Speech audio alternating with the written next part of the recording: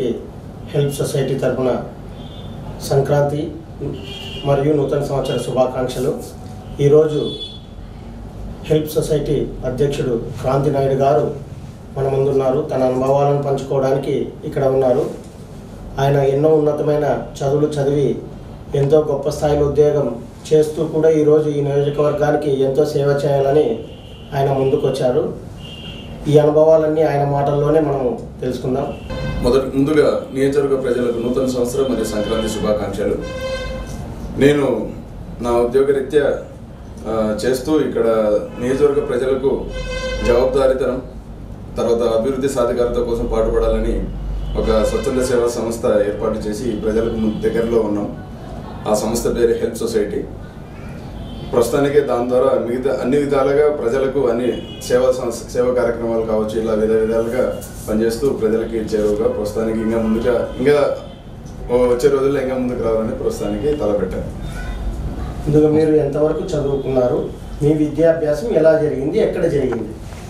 నేను మొదటగా ఫస్ట్ మా నాన్న వాళ్ళు ఆస్పరి ఇక్కడ చదివేటప్పుడు మా అమ్మ వాళ్ళ స్కూల్లోనే చదివాను, గవర్నమెంట్ ప్రైమరీ స్కూల్లోనే. తర్వాత వాళ్ళ ఉద్యోగరీత్యా వాళ్ళు ఇక్కడ పత్తికొండకి ట్రాన్స్ఫర్ అయినప్పుడు ఇక్కడ సెయింట్ జోసెఫ్ స్కూల్లో నా 5th క్లాస్ వరకు చదవడం జరిగింది. మా నాన్నగారు లేదు, మాకు నేను మా అన్న ఉన్నాం కాబట్టి ఒకరు కంపల్సరీ గవర్నమెంట్ స్కూల్లో చదవాలని చెప్పేసి ఆయన అప్పుడు తలిచి నన్ను గవర్నమెంట్ ఎగ్జామ్కి ప్రిపేర్ చేయడం జరిగింది. అప్పుడు నేను నవోదయ ఎగ్జామ్ క్లియర్ చేసి నవోదయలో నా విద్యాభ్యాసం జరిగింది.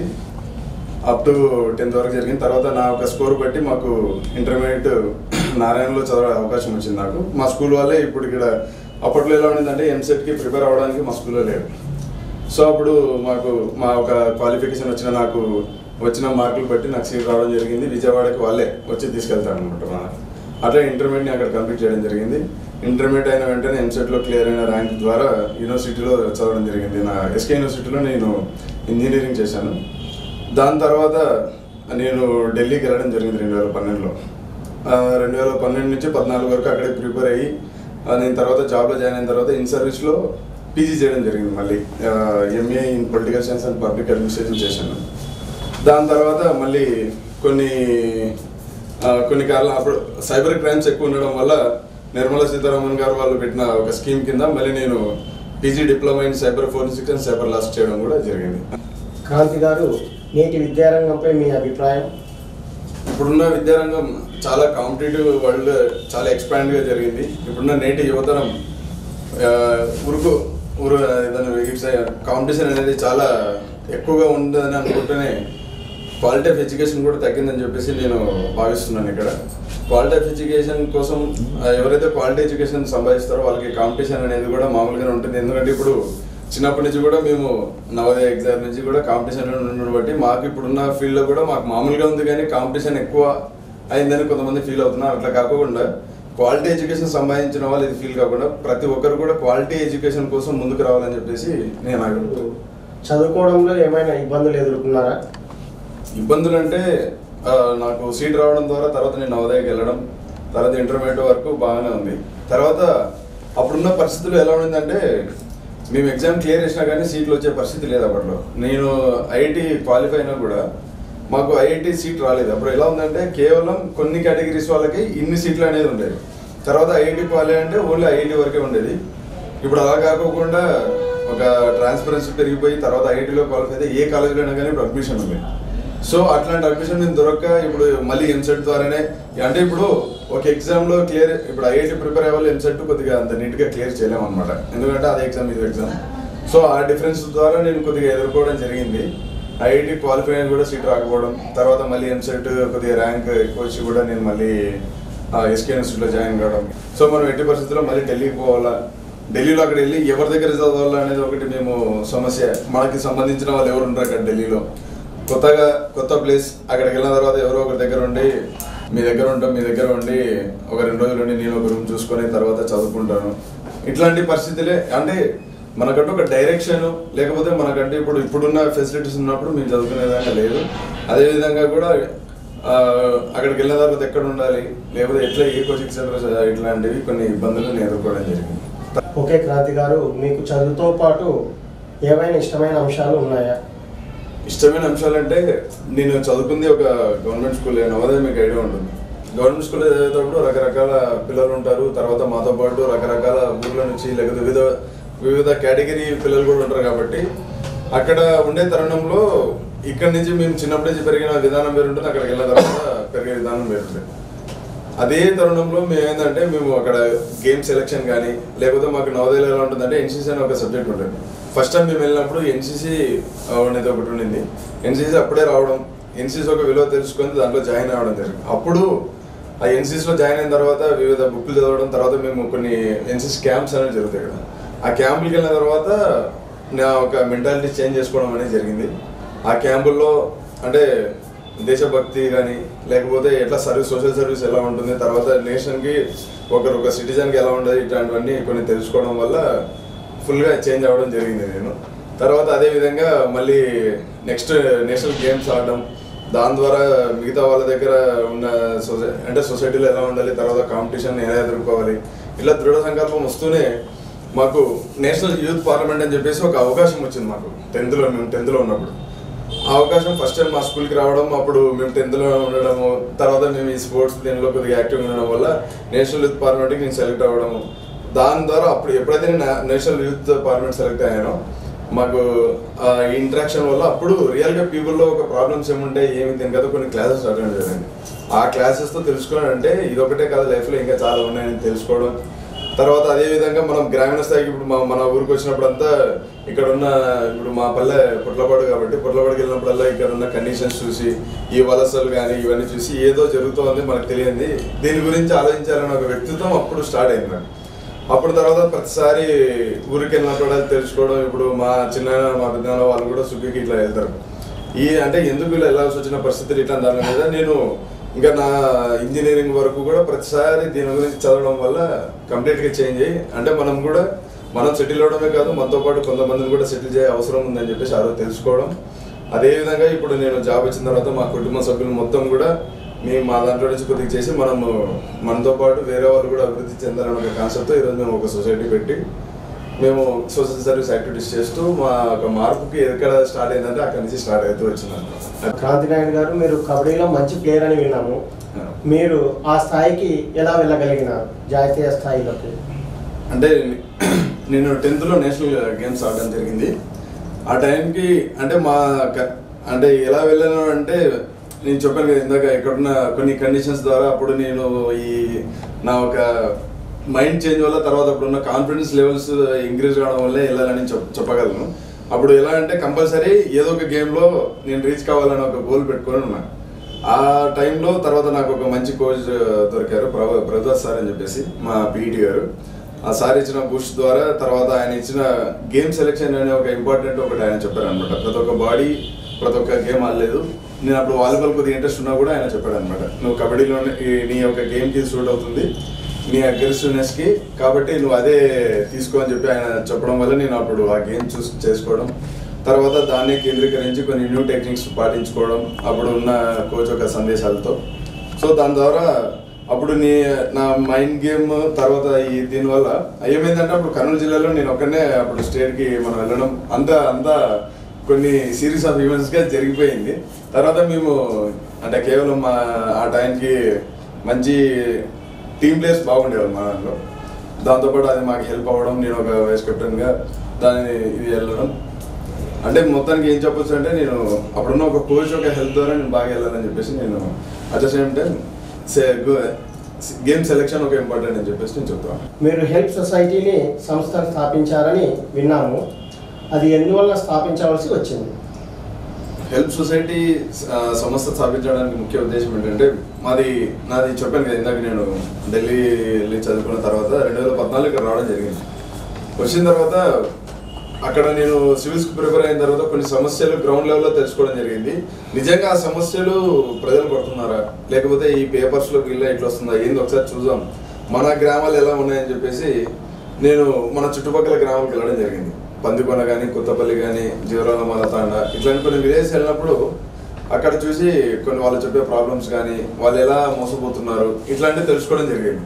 సో వీటిని వీళ్ళకి ఇవి తెలియకనే మినిమం అంటే ఇప్పుడు రైతులకి పంట రుణము ఎట్లా అంటే ఇప్పుడు కొంతమంది పంట రుణాల కోసం అని చేస్తారు, దానికి ఇన్సూరెన్స్ చేసుకుంటే క్రాప్ ఇన్సూరెన్స్ ఈజీ అవుతుంది అనేది కూడా తెలియదు.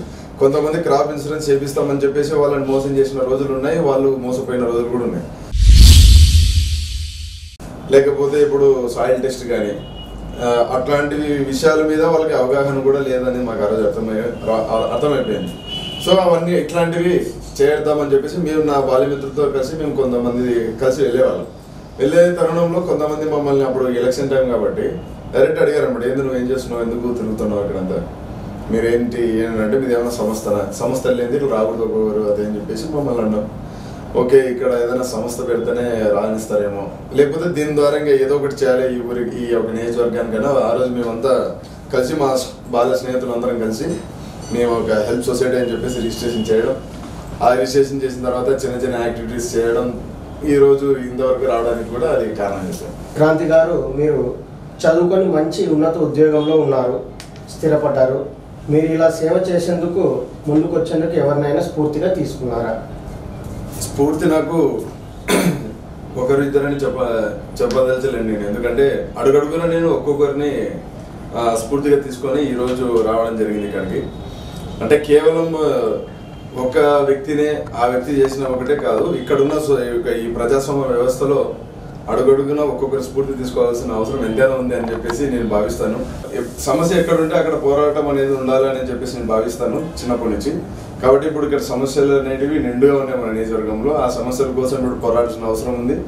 దానికి నేను ఉద్యోగం విడిచిపెడితేనే ఇది పోరాటం జరుగుతుందంటే దానికి ఉద్యోగం విడిచిపెట్టడానికి కూడా నేను సిద్ధంగా ఉన్నానని చెప్పేసి. మీకు జీవితంలో బాగా ప్రభావితం చేసినటువంటి అంశాలు ఏమైనా ఉన్నాయా? అంశం అంటే ఒకటే, వలసలు అనేది నేను నా చిన్నప్పటి నుంచి చూస్తూనే ఉన్నాను కాబట్టి ఆ వలసలే నన్ను జీవితంలో చాలా ప్రభావితం చేసి, తర్వాత ఆ వలసల ద్వారా రైతులు కానీ ఎవరు కానీ ఎంతెంత నష్టపోతుంది అనేది ప్రతి ఒక్కరికి తెలుసు. అది మళ్ళీ మాటలో చెప్పాల్సిన అవసరం లేదని నేను తెలుస్తున్నాను. క్రాంతి గారు, మీరు సొసైటీ ద్వారా ఇతరులకు ఏమైనా ఉపయోగపడే అంశాలు ఏమైనా ఉన్నాయా? ఇతరుల కంటే ప్రస్తుతానికి అంటే మేము బేసిక్గా ఇంకా 2017 నుంచి కొద్దిగా యాక్టివ్గా బాగా చేయడం జరిగింది సార్. అంటే ప్రజలని పూర్తి స్థాయిలో ప్రభావితం చేసే కార్యక్రమాలు చేయడం జరిగింది. దాంట్లో మాకు అత్యంత ఇష్టమైన కార్యక్రమం ఏమంటే హెల్త్ క్యాంప్స్, మెడికల్ క్యాంప్ ఒకటి మెగా మెడికల్ క్యాంప్ పెట్టడం, తర్వాత చిన్న చిన్న డెంటల్ క్యాంప్స్ కానీ ఇట్లాంటివి. ఎందుకంటే ఇక్కడ ఆరోగ్య సమస్యలు కూడా ఎక్కువ ఉన్నాయి కాబట్టి నేను హెల్త్ ద్వారానే ప్రజలకి దగ్గర అవుతామని చెప్పేసి నేను భావిస్తాను. అందులో నేను ఫుల్గా సాటిస్ఫైడ్ ఏంటంటే అది ఎందుకంటే వాళ్ళు ఫుల్ సమస్యతో అంటే అనారోగ్యంతో వచ్చినప్పుడు కనీసం మన క్యాంపుకి వచ్చి ఆ క్యాంప్ ద్వారా కొన్ని టాబ్లెట్స్ చూసుకొని వాళ్ళు బాగైతే వాళ్ళ ఒక నేను చాలా 2-3 క్యాంపులు అది చూశాను అనమాట. వాళ్ళ ఒక ఫేస్లో ఆ గ్లో అదే నన్ను ఎక్కువ ప్రభావితం చేసిందని చెప్పేసి. సమాజంలో డబ్బు సంపాదించుకోవడానికి ఇలాంటి సొసైటీలు ఎన్నో ఉన్నాయి, ఇలాంటి వాటిపైన మీ కామెంట్? సొసైటీ వివిధ సొసైటీలనే కాదు, నన్ను కూడా అన్నారు చాలా మంది. అంటే ఇప్పుడు నేను మెడికల్ క్యాంప్ కానీ లేకపోతే ఇట్లాంటి పెట్టినప్పుడు వీడు ఎక్కడి నుంచి ఫండ్స్ తెచ్చింటాడు, లేకపోతే వీడు అక్కడ ఇక్కడ చదివాడు కదా అక్కడి నుంచి తెచ్చింటాడు అని చెప్పేసి అంటారు. అప్పుడు మేము ఏం చేసామంటే మాకంటూ ఒక అకౌంట్ క్రియేట్ చేసినాం. అదేవిధంగా మన ఒక పాన్ కార్డ్ కానీ ఐటీ రిటర్న్స్ కానీ కూడా కట్టడం జరిగింది. మేము ఇందాక మీరు చెప్పిన విధంగానే చాలామంది ఆ దృక్పథం అయితే ఉంది. నేను ఇందాక చెప్పా, కేవలం నేను ఇక్కడ ఎందుకు సొసైటీ ఎస్టాబ్లిష్ చేసినామంటే ఒక జవాబుదారీతనం అనేది క్రియేట్ చేయాలని చెప్పేసి ఒకటి తయారు చేయడం, మేము సొసైటీ ఏర్పాటు చేయడం. కానీ కొన్ని విధాలుగా ఇది కూడా జరుగుతుంది కాబట్టి నేను ఏమంటున్నా అంటే ఇప్పుడు మెడికల్ క్యాంప్స్ కానీ ఇట్లాంటివి కొన్ని ఖర్చుతో కూడిన పనులే, అవి కాదని నేను అంటున్నాను. దానికంటే ఇప్పుడు మేము మా ఇంట్లో ఉన్న అందరము ఉద్యోగస్తులమే కాబట్టి మేమందరం మాకంటూ నెలకి ఇంత తీసుకోవడం, దాంట్లో కొద్దిగా ప్రసారి ఎలా అయితే ఇప్పుడు మనం మిడిల్ క్లాస్ ఫ్యామిలీస్ టూర్లకు కానీ సినిమాలకు కానీ ఎలా అయితే అమౌంట్ పక్కన పెడతారో అలాగే మేము సోషల్ సర్వీస్ కంటూ ఎవరి మంత్ ఒక 5,000 ప్రతి ఒక్కరు తీసి పెడతాం. ఆ అమౌంట్తోనే మేము ఈ కార్యక్రమం చేయడం జరుగుతుంది. అదేవిధంగా ఇన్ ఫ్యూచర్లో కూడా ఇప్పుడు సోషల్ సర్వీస్ యాక్టివిటీస్ ఇప్పుడు మీరు చెప్పిన విధంగా సీజనల్ హాస్టల్ కావచ్చు, లేకపోతే డిఫరెంట్ యాక్టివిటీస్ గవర్నమెంట్ కూడా చేస్తుంది. తర్వాత ఆ గవర్నమెంట్ ఇచ్చిన స్కీమ్స్తో కొంతమంది ఎన్జిఓస్గా ఏర్పరిచిన వాళ్ళు కూడా చేస్తూ ఉన్నారు. కానీ ఇప్పుడు ఈ తరుణంలో మనం కూడా ఇప్పుడు మనం ఎఫెక్ట్ ఎలా ఇవ్వాలని చెప్పేసి మేము ప్రశ్నించుకున్నాం మా సొసైటీ సభ్యులందరం కలిసి. సో ఇంకా మనం ఇట్లొద్దు, మనం అకౌంటబిలిటీ క్రియేట్ చేసే అంటే జవాబుదారీతనం క్రియేట్ చేసే వైపు వెళ్దామని చెప్పేసి మేము అనుకున్నాం. అదేవిధంగా ఇప్పుడు అంటే సొసైటీ అంటేనే కేవలం స్వచ్ఛంద సేవా సంస్థ అంటే సేవనే కాదు, పోరాటాలు కూడా చేస్తారని చెప్పేసి మేము చెప్పాలనుకున్నాం. అది దానికంటే ఒక పొలిటికల్ పార్టీ అవసరం లేదు, లేకపోతే ఒక అది పొలిటికల్ లీడర్ అదే రాజకీయ నాయకుడు అవసరం లేదు, సొసైటీ సభ్యులు అయితే కూడా చాలు. మేము లోక్సత్తాని కొద్దిగా ఇన్స్పైరీగా తీసుకున్నాం జయప్రకాష్ నారాయణ గారిని. ఆ ఒక విధానంగానే మాకంటూ మా బైలాస్ చేంజ్ చేసుకోవడం, పోరాటం. ఈరోజు ప్రజలకి మేము ఒక కాన్సెప్ట్ తీసుకున్నాం, education, employment, establishment, water, health. దాన్నే విద్య, ఉద్యోగ, ఉపాధి, ఆరోగ్యం, నీరు కోసం అని చెప్పి ఒక పోరాటం పెట్టాం. దాన్నే మహాప్రస్థానం ద్వారా వివిధ ప్రజలకు తీసుకెళ్ళడం, జవాబుదారీతనాన్ని క్రియేట్ చేయడానికి కోసమే మేము సొసైటీ ఏర్పాటు చేసామని మీరు మహాప్రస్థానం అనే పవర్ఫుల్ టైటిల్ పెట్టారు. ఈ పవర్ఫుల్ టైటిల్ పెట్టడానికి శ్రీ గారి మాటలు ఏమన్నా ప్రభావితం చేశాయా? ప్రభావితం చేసాయని నేను చెప్పాలి. ఎందుకంటే నన్ను చాలా మంది మీరు అడిగినట్లు అడిగారు, ఎందుకు మహాప్రస్థానం అని ఎందుకు ఎంచుకున్నాను అంటే, ఇందాక చెప్పాను కదా, హెల్త్ సొసైటీ ఫామ్ చేయడానికి నన్ను ఎన్నో అయితే ప్రభావితం చేశావు. ఆ మార్పు కోసం నేను పోరాడతానని చెప్పినప్పుడు కూడా నన్ను చాలా మంది ఇలాగే కామెంట్ చేశారు అనమాట. ఒక స్వచ్ఛంద సేవా సంస్థ పెట్టి నువ్వు మార్పు తీసుకొని వస్తావా? నువ్వు ఏదైనా పొలిటికల్ పార్టీలే చేయలేకుంటున్నారు, పెద్ద పెద్ద రాజకీయ నాయకులే చేయలేకుంటున్నారు, నువ్వు ఎలా చేస్తావా అని అన్నారు. అప్పుడు నేను మహాప్రస్థానంలోని ఒక అంశాన్ని తీసుకున్నా. నేను చాలా సార్లు కూడా అది చెప్పడం జరిగింది, చాలా మందికి తెలియజేయడం కూడా జరిగింది. నిప్పులు చుమ్ముకుంటూ నింగికి నేను ఎగిరిపోతే నిబడాశ్చర్యంతో వీరంతా, నెత్తురు కప్పుకుంటూ నేలకి నేను రాలిపోతే నిర్దాక్షిణంగా వీరే అన్నట్టు ఒక్కనే అని అనుకోవచ్చు. కానీ మనం ప్రభావితం ఎంత చేస్తాం అనేది ఇంపార్టెంట్ అనుకొని ఆ ఒక మహాప్రస్థానం టైటిల్ తీసుకొని ముందుకెళ్ళాం. కొంతమంది వెళ్ళాం, ఒక 5-6 మంది, కొంతమంది యువత సహాయంతో వెళ్ళడం. 118 గ్రామాలు ఉన్న ఈ నియోజకవర్గంలో 70 గ్రామాలు కేవలం 12 రోజుల్లో తిరగడం, ఇంటింటికి వెళ్ళడం అనేది నేను ఆశ్చర్యపోయే విధంగా అది జరగడం అనేది కూడా మహాప్రస్థానం అనేది ఒక సక్సెస్ఫుల్ ఈవెంట్, మా ఒక యాత్ర. దాంట్లో మేము ఎన్నో చూడడం జరిగింది, ఆ సమస్యలు తెలుసుకోవడం జరిగింది, వాటిని రికార్డ్ చేయడం, తర్వాత ప్రజలతో ఇంటరాక్ట్ అయ్యి వాళ్ళ ఒక వీడియోస్ చూడడం జరిగింది, వాళ్ళతో పాటు లైవ్ వీడియోలు పెట్టడం, ప్రతి ఒక్కటి సేకరించి రానున్న కాలంలో వాళ్ళతో సేకరించిన వాటి కోసం ఆ సమస్యల పరిష్కారం కూడా మేమే తెలియజేస్తున్నాం. ఆ ఒక మహాప్రస్థానం బుక్ను కూడా రిలీజ్ చేయాలని చెప్పేసి మేము అనుకుంటున్నాం. మహాప్రస్థానం అనే యాత్రతో రెపరెపలాడుతున్న జెండాతో నియోజకవర్గంలోని అన్ని గ్రామాలు తిరిగామంటున్నారు కదా, అక్కడ మీకు ఎదురైన అనుభవాలు ఏవైనా మీరు మాతో పంచుకోగలరా? తప్పకుండా అండి, ఎందుకంటే ఇది చెప్పుకోవాల్సిన విషయం కూడా.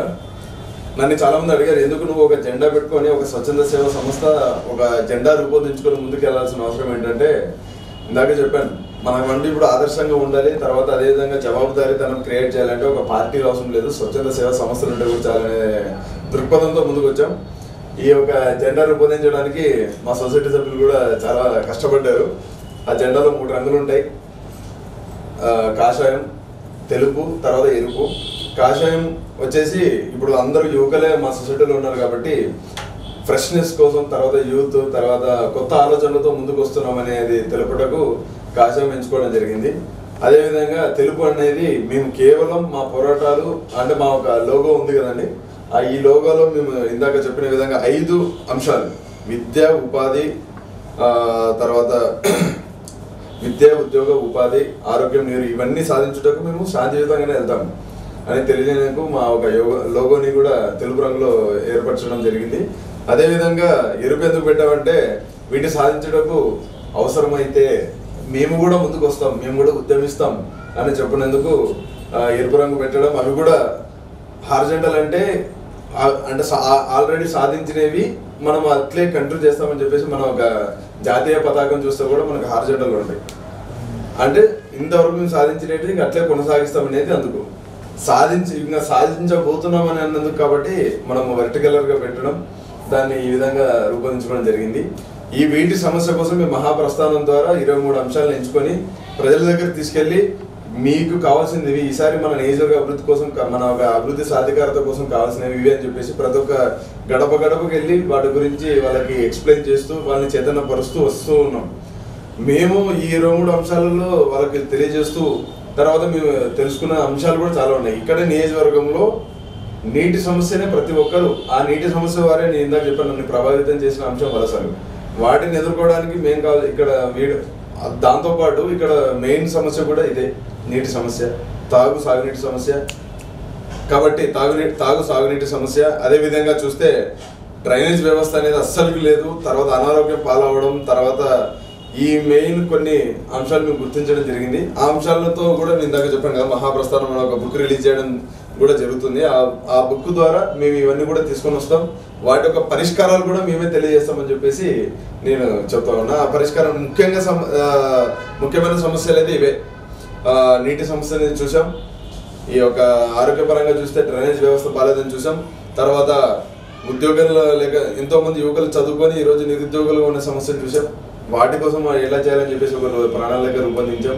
అదేవిధంగా ఆరోగ్య సమస్యలు ఇక్కడ మనకి ఎక్కడెక్కడ వాళ్ళు అంటే ఆరోగ్యం కోసం అనారోగ్యం పాలైనప్పుడు ఎక్కడికి వెళ్తున్నారు అనేది చూసాం. దానికంటే ఒక సొల్యూషన్ కూడా మేము ఎత్తుకోవడం జరిగింది. వీటన్నిటిని రానున్న రోజుల్లో మా ఒక బుక్ ద్వారా, మన మహాప్రస్థానం ఒక బుక్ ద్వారా మళ్ళీ ముందుకు వస్తాం. ఇంకా వాటిని సాధించుటకు ఉద్యమాలు కూడా చేస్తామని చెప్పేసి. నియోజకవర్గంలో చాలా గ్రామాలు తిరిగామంటున్నారు కదా, అనేక సమస్యలు ఉన్నాయంటున్నారు. మన ప్రాంతంలో నెలకొన్న సమస్యలకు కారణం ఏమంటారు? నేను ముఖ్యంగా అంటే విలేజ్కి వెళ్ళిన గ్రామాల్లో తిరిగిన తర్వాత, అక్కడ సందర్శించిన తర్వాత తెలుసుకున్న ఏంటంటే, ఇక్కడ అధికారుల నిర్లక్ష్యం కావచ్చు, లేకపోతే నాయకుల నిర్లక్ష్యం కావచ్చు, పార్టీల నిర్లక్ష్యం కావచ్చు, లేకపోతే మన వెనుకబాటుతనం కావచ్చు. అంటే ఎవరు అనేది ఒక పర్టికులర్గా చెప్పలేని పరిస్థితి ఇక్కడ నెలకొనింది కూడా. ఎందుకంటే మనకు స్వాతంత్రం రానికే 100 సంవత్సరాలు పట్టింది. అంత పోరాడుతున్నా కూడా స్వాతంత్రం వచ్చినా కూడా 70 ఏళ్ళైన తర్వాత కూడా ఈరోజు మనం కరువు నియోజకవర్గంగా మనం ప్రకటించుకున్న పరిస్థితి.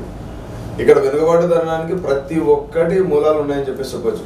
ప్రజలు ఎంత చైతన్యం చెందినా కూడా ఇక్కడ ఈరోజు వెనుకబాటుతనం ఉందంటే దానికి అన్ని విధాలుగా ఇక్కడ 360 డిగ్రీస్ యాంగిల్లో ఇక్కడ కారణాలు ఉన్నాయి. కాబట్టి మనము ఎవరు కారణం అనేది చెప్పేదానికంటే ఆ ఎవరు మనము దాటిని సాధించుకోవడానికి మనం ఏం చేయాలి అనేది ఆలోచిస్తే బాగుంటుందని చెప్పేసి నేను అనుకోవడం జరిగింది. దానికోసం అని చెప్పేసి మేము ఇక్కడ మన ఒక నియోజకవర్గంలో మంచి భూములు ఉన్నాయి, మంచి రైతులు ఉన్నారు, మంచి ఇది కూడా ఉన్నారు.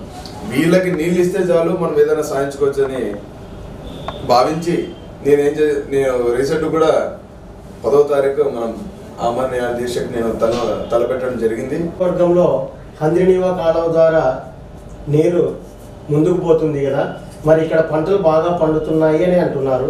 పంటలు బాగా పండుతుంటే రైతులు వలస కూలీలుగా ఎందుకు వేరే ప్రదేశాలకు వెళ్ళిపోతున్నారు?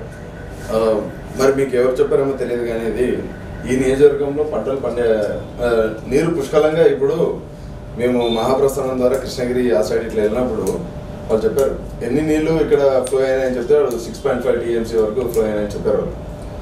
గొంతు నిండా నీళ్లున్నా మింగలేని పరిస్థితి, గుండె నిండా పాలున్నా బిడ్డలకు అందించలేని దుస్థితి ఈ నియోజకవర్గంలో నెలకొంది. మరి అన్ని నీళ్లు పారిన తర్వాత ఇక్కడి నుంచి కడప, చిత్తూరు వెళ్తున్నా కూడా ఇక్కడ వాళ్ళు ఈ నియోజకవర్గం వాళ్ళు తీసుకోలేని పరిస్థితి. ఈ ఇయర్ కూడా ఈ నియోజకవర్గం డ్రాట్ నియోజకవర్గంగా డిక్లేర్ అయింది. 5 మండలాలు కూడా కరువు మండలాలు అయినాయి. ఇంకా అవి కరువు మండలాలుగా మేము డిక్లేర్ చేస్తామని చెప్తూ కూడా కొంతమంది ఇది చేయలేని పరిస్థితి. ఎక్కడ ఈసారి వర్షాలు లేవు, నీరు ఉన్నాయి. వర్షాలు అంటే తుఫాను రావడం వల్ల నీరైతే ఉన్నాయి, బాగానే ఫ్లో అయినాయి. తర్వాత నీళ్ళు రావడము తుంగభద్రలో, తర్వాత మనకి రిజర్వాయర్లో నీళ్ళు ఉండడం, తర్వాత ఏకంగా చిత్తూరు, అనంతపురం వరకు పోవడం కూడా జరిగింది. కానీ ఇక్కడ నియోజకవర్గం వాళ్ళు ఉపయోగించుకోవడానికి పరిస్థితి లేదు.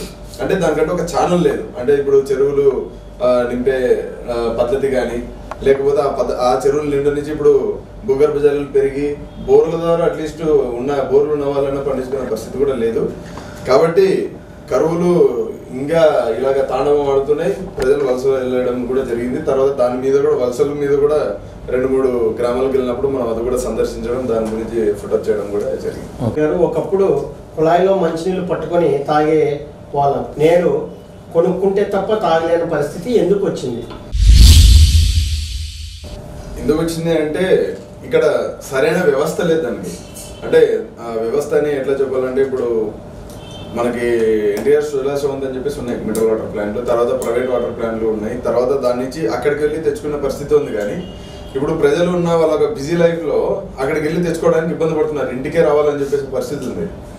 నేను ఆ విధంగా కూడా మనము ఎన్లైట్ చేయడం జరిగింది గవర్నమెంట్ కానీ మన ఈవో వాళ్ళకి కూడా చెప్పడం ఏం జరిగిందంటే, ఒక్కొక్క చోట కేంద్రీకరించడం కంటే ఒకే చోట దాన్ని స్థాపించి, ఇప్పుడు ఎలా అయితే ఇప్పుడు మనకి ఎలక్ట్రిసిటీ వస్తుందో అలాగే ఇప్పుడు డైరెక్ట్ పైప్ లైన్ ద్వారా ఇచ్చి నెలకింత పన్ను అడిగితే ఆటోమేటిక్గా ఇప్పుడు అక్కడికి వెళ్ళి తీసుకున్న అదే రేటే, నెలకింత పన్ను తీసుకున్న అదే రేటే. కాబట్టి నిత్యావసరము నీరు లేని ఎవరిది కూడా ఇల్లు కూడా కలగని పరిస్థితి. కాబట్టి కంపల్సరీగా ఈ ప్రాజెక్ట్ సక్సెస్ అవుతుందని చెప్పేసి నేను భావించి ఆ ప్రాజెక్ట్ ఒక తాలూకా వివరాలు కూడా నేను ప్రభుత్వానికి కానీ లేకపోతే అధికారులకు దృష్టి కూడా తీసుకెళ్ళడం జరిగింది మేము.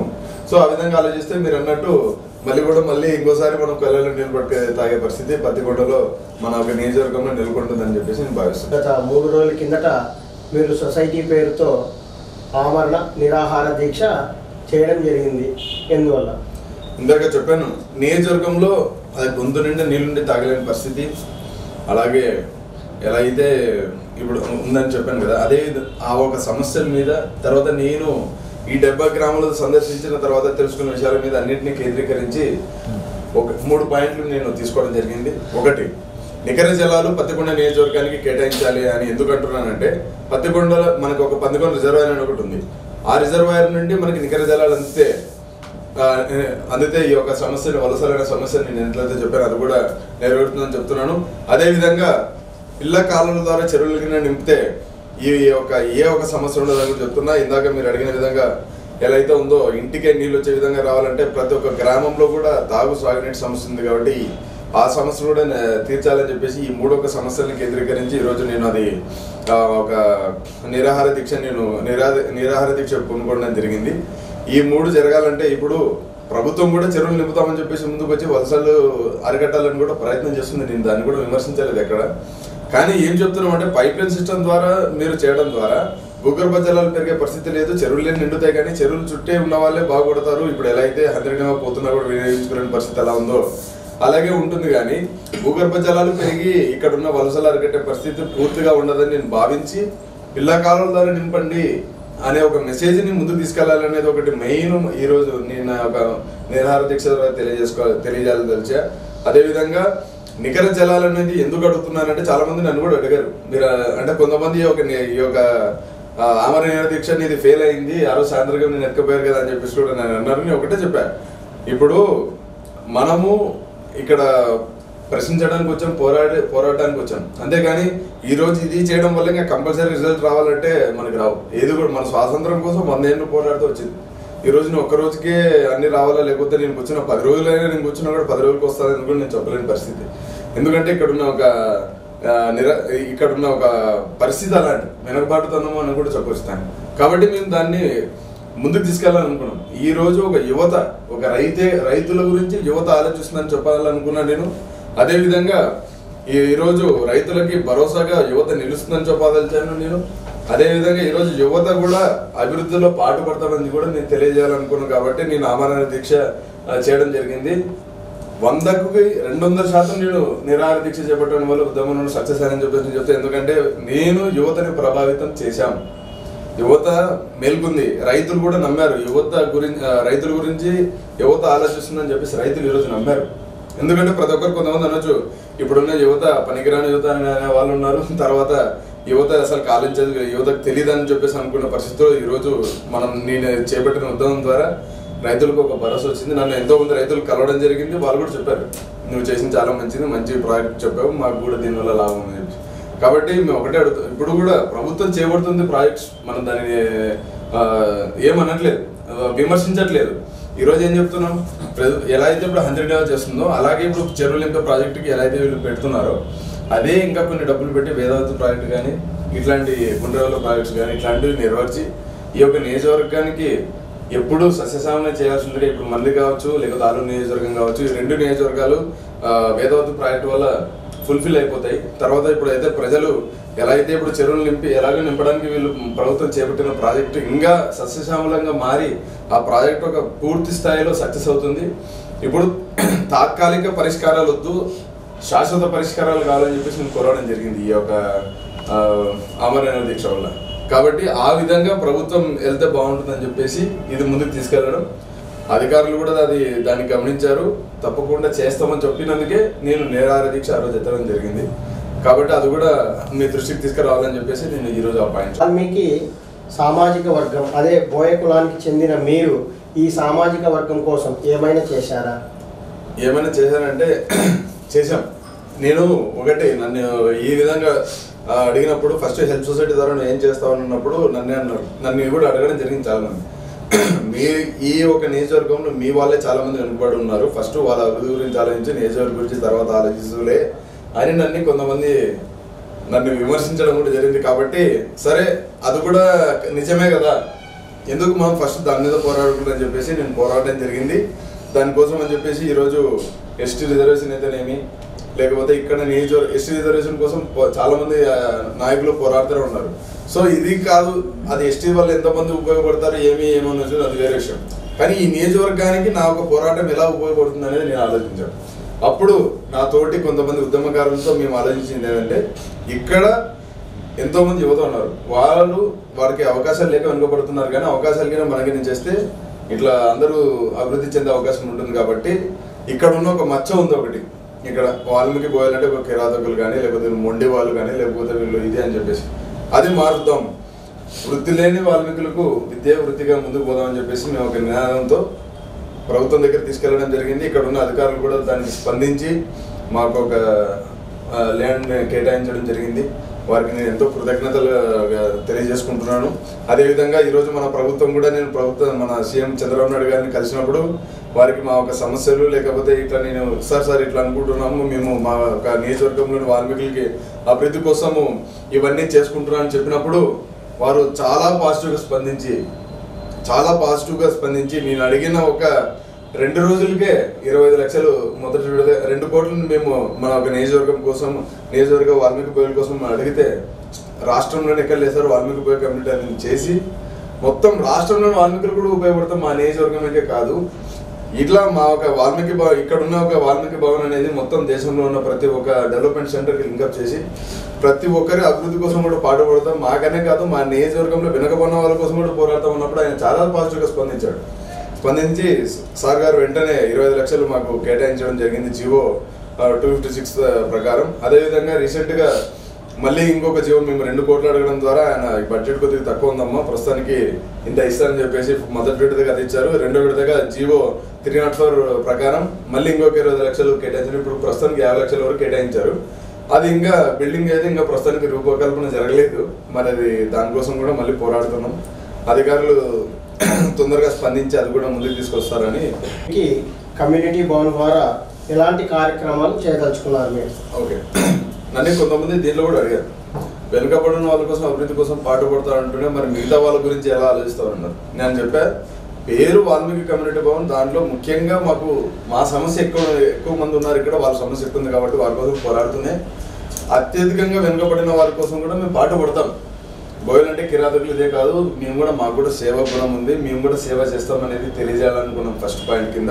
అదేవిధంగా ఇక్కడ ఉన్న యువతకు కానీ, లేకపోతే కొంతమంది నిరక్షరాస్యులకు కానీ, లేకపోతే రైతులకు కానీ, లేకపోతే వివిధ విధాలుగా 24/7 అంటే 24 గంటలు ప్రతిరోజు ప్రతి ఒక్క గంటలో ఎక్కడ ఈ నియోజకవర్గంలోనే కాదు రాష్ట్రంలో ఎక్కడ ఎవరికి సమస్య వచ్చినా కూడా వాళ్ళకి స్పందించేయడానికి ఒక ప్రదేశం కావాలని చెప్పేసి ఈరోజు ఒక 24/7 ఛానల్ ఇప్పుడు ఎలా అయితే 100 కానీ, లేకపోతే 108 కానీ, 104 కానీ ఎస్టాబ్లిష్డ్ సొసైటీస్ ఉన్నాయో అలాంటి ద్వారా ఇది కూడా చేయాలని చెప్పేసి మనం ఒక వెబ్సైట్ రూపొందించడం. తర్వాత ఇప్పటికే వెబ్సైట్ ఉంది, ఆ వెబ్సైట్ని ఇంకా పూర్తి స్థాయిలో రూపొందించి ప్రతి ఒక్కరికి అన్ని విధాలుగా ఉపయోగపడాలనేది మెయిన్. అదొకటి.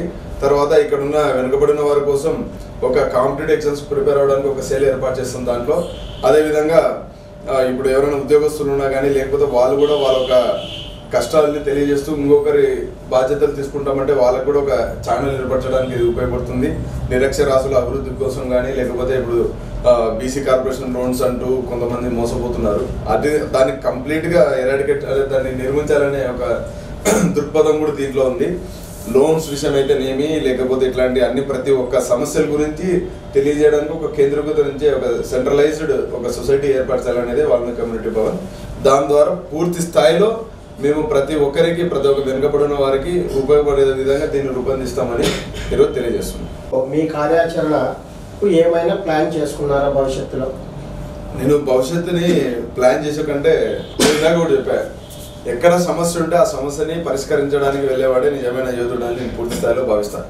కాబట్టి ఆ సమస్యలు ఏమన్నా ఎదురైతే ఈ నియోజకవర్గంలో ఈ సమస్యలు ఇది చేస్తే తీరుతుందని మేము భావిస్తే మా సొసైటీ సభ్యుల ఒక సహకారంతో మేము కంప్లీట్గా ఆ ఒక సమస్య పరిష్కారం కోసం మేము ముందడుగు వేస్తామని చెప్పేసి తెలియజేస్తున్నాం. ప్రశ్న, నేటి యువతకు మీరు ఇచ్చే సందేశం?